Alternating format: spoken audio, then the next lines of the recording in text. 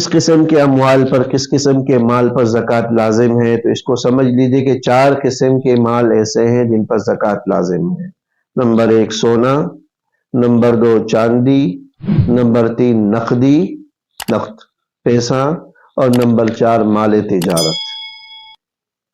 ان 4 اموال میں سے کوئی سا مال یا سارے اموال کسی آدمی کے پاس ہوں، کسی شخص کے پاس ہوں، ان 4 میں سے کوئی ایک ہو، یا 4 کے 4 ہوں، یا 4 میں سے تھوڑا تھوڑا سب ہوں، تو اس پر زکوٰۃ لازم ہو جاتی ہے اگر وہ مال نصاب کو پہنچتا ہو، نصاب کے بقدر ہو جاتا ہو۔